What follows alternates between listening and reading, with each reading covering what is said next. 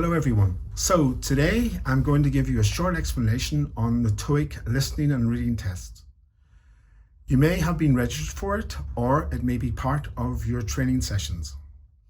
In later workshops we will give you details on each section, and in these separate workshops we will help you to give you the tips that will make you be able to do the test very well.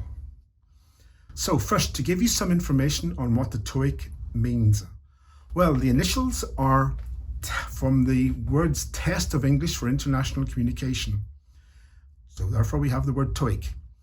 It is a multiple choice test that is for professionals who have to work in English for their jobs. What you also have to remember that TOEIC is a test and not an exam. A test gives you a competence in a specific domain, where an exam, you either succeed in the exam or you fail in the exam. So if you're taking the paper version of the TOEIC test in a test centre, you will have to use a pencil to mark your answers on a scannable answer sheet and not on the question booklet. The answers are then read by an optical reader later in the day. Only one answer is possible, and you should not leave any answer incomplete. You should always mark an answer. Leaving a question blank means that the question will be counted as 0. The same principle applies to the online version test, but in this case you will select the answers on the screen. So let's get into the TOEIC test. The test is divided into two main sections: the listening test, which is 4 parts, and the reading test, which is 3 parts. Let's move on now to the listening section. In the listening section, you will hear everything on a CD, and it lasts about 45 minutes. However, no part of the test is repeated. Let's move on to part 1. So part 1 is the photo section. On that, you will see 6 photos. Then you will hear 4 sentences about each photo, and you have to choose the sentence that best describes what you see on the photo. And that's what you do for that part. So for part 2, the question and response section. There are 25 questions in this section, and it is 100% listening. There is nothing written in your booklet. There's nothing shown in your booklet except mark your answer on the answer sheet. You will hear one speaker ask the question, then you will hear another speaker giving 3 replies, and you must choose the best response to the question. Part 3. Part 3 are short conversations. There are 39 questions in this section, and you will hear 13 conversations with 3 questions per conversation. You will hear either 2 or 3 people talking about a subject. During some of the conversations, you may have to look at a chart or a diagram or a table. After, you will hear the questions. The questions and the 4 answer choices are printed in your test booklet, and you must choose the best response to each question. So the final part of the listening section is part 4.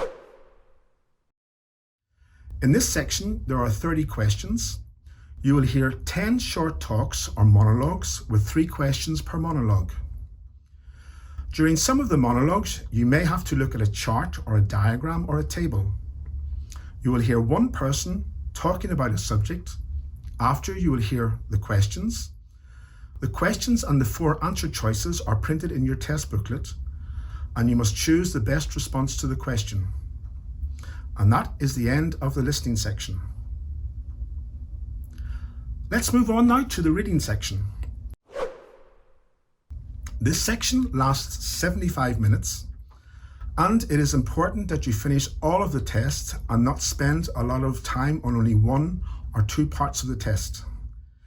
You must manage your time. It is very important. So again, you must answer the test on the answer sheet and not in the booklet if it is a paper test, and on screen if it's done online. If you have a paper test, or if you're doing a paper test, you can do this section in any order you wish. However, on the online test, you have to follow the order that is given. Only one answer is correct, and you should not leave a question unanswered. It is better to put an answer than to leave a question blank.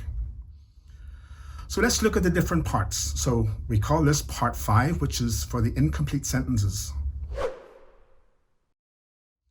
In this section, you have 30 questions with 4 answer choices. You have a sentence with a part missing. Under the sentence, you have 4 answer choices, and you must decide which answer is the best solution. For this section, you need to know both grammar and vocabulary. Here, and it's very important to remember, you know the answer or you do not know the answer. Do not spend a long time on a question. So let's move on to part 6. Part 6 is the passage completion. There are 4 passages, letters, mails, advertisements, etc. in this section, with a total of 16 questions with 4 answer choices. You have a text with 4 words or a sentence missing. Under each sentence, you have 4 answer choices. You must decide which answer is the best solution. Again, for this section, you need to know both vocabulary and grammar. It is important that you understand the whole text because one question can refer to another part of the text. Like in the section before, you either know or do not know the answer, so do not spend a long time on a question. And finally, the 7th part, which is for the short reading text. In this case, you have several text to read. Again, they can be letters, mails, advertisements, etc.